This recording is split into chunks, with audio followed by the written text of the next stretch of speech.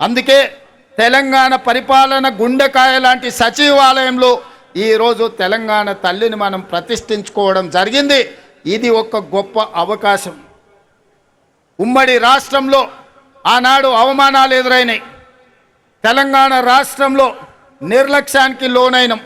అలాంటి అవమానాలు నిర్లక్ష్యాలు ఇంకా తెలంగాణ ప్రజలకు ఉండకూడదు అన్న ఆలోచనతో టీజీని రాసుకోవడం కానీ, జై హే జై హే తెలంగాణ గీతాన్ని పాడుకోవడం కానీ, ఈనాడు తెలంగాణ తల్లిని ప్రతిష్ఠించుకొని ప్రతి సంవత్సరం డిసెంబర్ 9 నాడు తెలంగాణ తల్లి అవతరణ ఉత్సవాన్ని అధికారికంగా రాష్ట్ర స్థాయిలో, జిల్లా స్థాయిలో, మండల స్థాయిలో ప్రభుత్వ కార్యక్రమంగా నిర్వహించాలని, అధికారిక కార్యక్రమంగా చెయ్యాలి అని రాష్ట్ర ప్రభుత్వం నిర్ణయం తీసుకున్నది.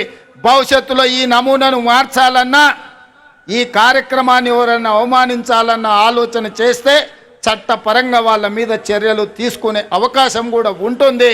అందుకే 4 కోట్ల ప్రజల యొక్క ఆకాంక్ష మేరకు ఈ నిర్ణయాన్ని తీసుకున్నాం.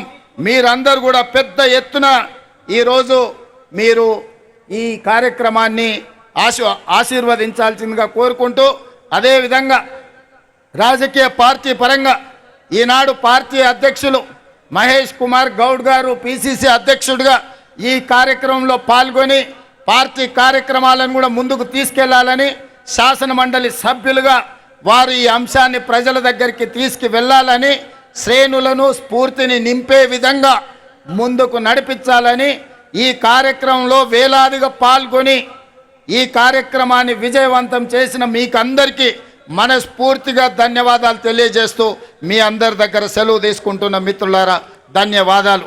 ఈ కార్యక్రమం తర్వాత ఇంకా మనకు క్రాకర్స్ కార్యక్రమం ఉన్నది, అదేవిధంగా డ్రోన్ కార్యక్రమం, ఇతర కార్యక్రమాలు ఉన్నాయి. వాటి అన్నిటిని కూడా ఆస్వాదించవలసిందిగా కోరుకుంటూ మీ అందరి దగ్గర సెలవు తీసుకుంటున్న మిత్రులు